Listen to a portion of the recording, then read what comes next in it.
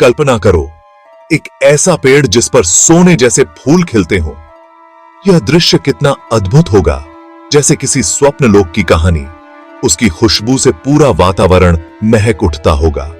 यह खुशबू इतनी मोहक होती कि हर कोई मंत्रमुग्ध हो जाता। ऐसा ही एक दिव्य वृक्ष था पारिजात। यह वृक्ष अपनी अद्वितीयता और दिव्यता के लिए प्रसिद्ध था। यह कोई आम पेड़ नहीं था। इसकी विशेषताएं इसे अन्य सभी पेड़ों से अलग बनाती थी। यह स्वर्ग का वृक्ष था, देवताओं का प्रिय। देवता इस वृक्ष की पूजा करते थे और इसे अत्यंत सम्मान देते थे। कहते हैं कि यह समुद्र मंथन के दौरान पैदा हुआ था। इस वृक्ष का जन्म एक दिव्य घटना का परिणाम था। पारिजात की सुंदरता अद्भुत थी। इसके फूलों की चमक और रंग किसी को भी मोहित कर सकते थे। उसका तना चांदी जैसा चमकता था।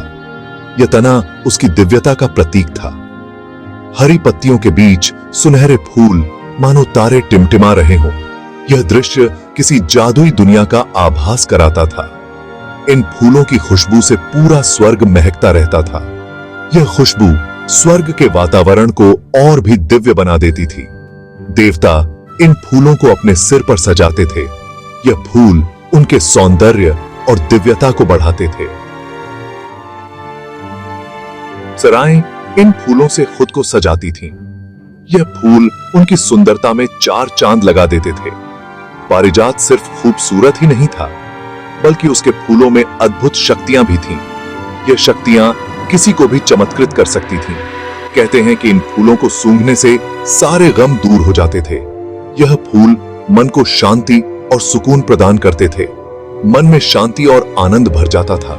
यह आनंद किसी भी दुख को भुला सकता था। देवता इन फूलों का उपयोग पूजा पाठ में करते थे। यह फूल उनकी पूजा को और भी पवित्र बना देते थे। स्वर्ग में पारिजात का बहुत महत्व था। यह वृक्ष स्वर्ग की शोभा और गौरव था। यह वृक्ष देवताओं के लिए गर्व की बात था। इसकी महिमा और दिव्यता अनंत थी। स्वर्ग के राजा इंद्र को पारिजात पर बहुत घमंड था। यह वृक्ष अपनी दिव्यता और सुंदरता के लिए प्रसिद्ध था। उन्हें लगता था कि यह दिव्य वृक्ष सिर्फ उनके स्वर्ग की शोभा बढ़ाता है। इंद्र इसे अपनी संपत्ति मानते थे और इसे लेकर बहुत गर्व महसूस करते थे। एक दिन दुर्वासा ऋषि इंद्र से मिलने स्वर्ग आए। दुर्वासा ऋषि अपने क्रोध और तपस्या के लिए जाने जाते थे। उन्होंने इंद्र को पारिजात का एक फूल दिया। यह फूल उनकी भक्ति और आशीर्वाद का प्रतीक था। लेकिन इंद्र ने ऋषि का अपमान कर दिया। उन्होंने ऋषि के दिए फूल को तुच्छ समझा। उन्होंने फूल लेने से मना कर दिया और उसे अपने हाथी के सिर पर रख दिया। यह इंद्र के अहंकार का प्रतीक था। यह देखकर ऋषि दुर्वासा को बहुत गुस्सा आया। उनका क्रोध भयंकर था और उन्होंने तुरंत इंद्र को श्राप देने का निर्णय लिया। उन्होंने इंद्र को श्राप दिया कि पारिजात का वृक्ष अब स्वर्ग में नहीं रहेगा। यह श्राप इंद्र के लिए एक बड़ी सजा थी। ऋषि के श्राप से इंद्र डर गए। उन्हें अपनी गलती का एहसास हुआ और वे बहुत चिंतित हो गए। उन्होंने अपनी गलती मान ली और माफी मांगी। इंद्र ने दुर्वासा ऋषि से विनती की कि वे अपना श्राप वापस ले लें। तब दुर्वासा ऋषि ने अपना श्राप थोड़ा कम करते हुए कहा कि पारिजात का वृक्ष धरती पर चला जाएगा। यह इंद्र के लिए एक छोटी सी राहत थी। इंद्र को बहुत दुख हुआ। उन्हें अपनी गलती का गहरा एहसास हुआ और वे बहुत पछताए। उन्हें अपनी गलती का एहसास हुआ, लेकिन अब बहुत देर हो चुकी थी। इंद्र ने सोचा कि अगर उन्होंने ऋषि का अपमान न किया होता तो यह दिन न देखना पड़ता। ऋषि दुर्वासा का श्राप सच होना ही था। पारिजात का वृक्ष अब स्वर्ग में नहीं रह सकता था। पारिजात का वृक्ष अब स्वर्ग से चला जाएगा। यह वृक्ष अब धरती पर अपनी दिव्यता फैलाएगा और वहां के लोगों को आशीर्वाद देगा।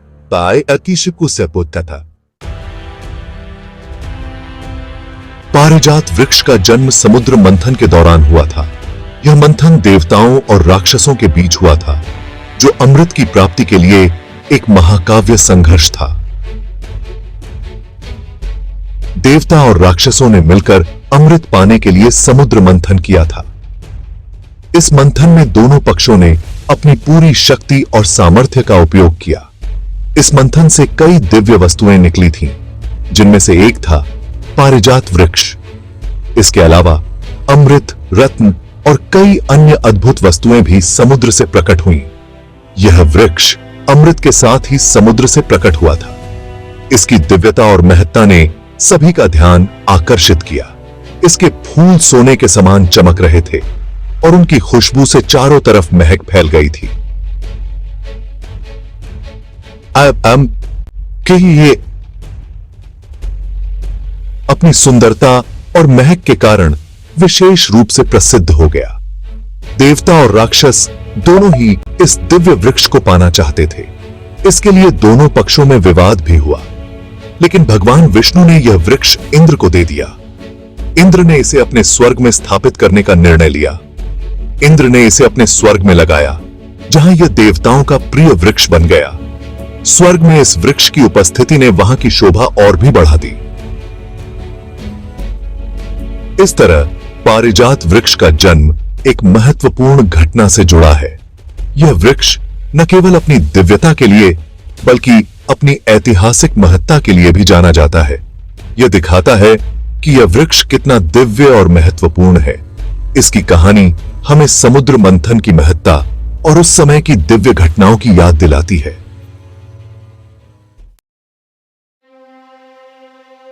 पारिजात वृक्ष के धरती पर आने की कहानी भी बड़ी मजेदार है।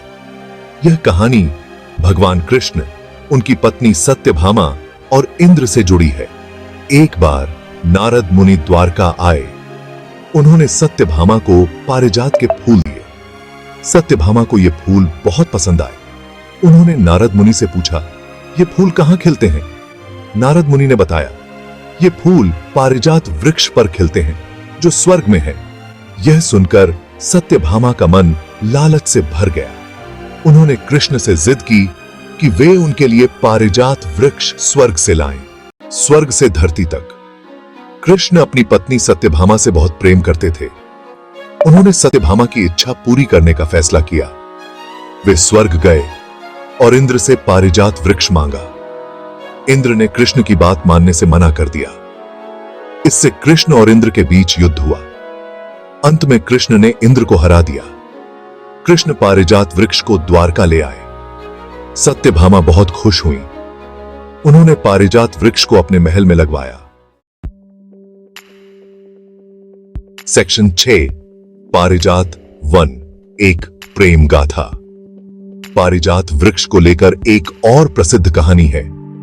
कहते हैं कि एक राजकुमारी थी, पारिजात। उसे सूर्य देव से प्यार हो गया था, लेकिन सूर्य देव ने उसका प्यार ठुकरा दिया। इससे दुखी होकर पारिजात ने अपनी जान दे दी। उसकी राख से एक वृक्ष उगा, जिसे पारिजात वृक्ष कहा जाने लगा।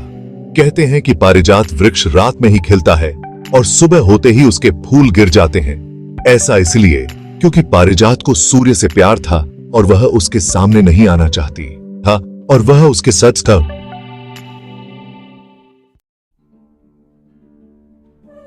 सेक्शन 7, आज भी महकती है पारिजात की कहानी। पारिजात वृक्ष की कहानी सदियों से चली आ रही है। यह वृक्ष आज भी भारत में कई जगहों पर पाया जाता है। लोग इसकी पूजा करते हैं और इसके फूलों को पवित्र मानते हैं। पारिजात के फूलों का उपयोग पूजा पाठ में किया जाता है। इन फूलों को घर में रखना शुभ माना जाता है। सेक्शन 8, पारिजात आस्था और श्रद्धा का प्रतीक। पारिजात वृक्ष सिर्फ एक पेड़ नहीं है, यह हमारी संस्कृति का एक महत्वपूर्ण हिस्सा है। यह वृक्ष हमें त्याग, प्रेम और भक्ति की सीख देता है। इसकी कहानी हमें बताती है कि घमंड और अभिमान का अंत बुरा होता है, वहीं प्रेम और भक्ति से सब कुछ पाया जा सकता है।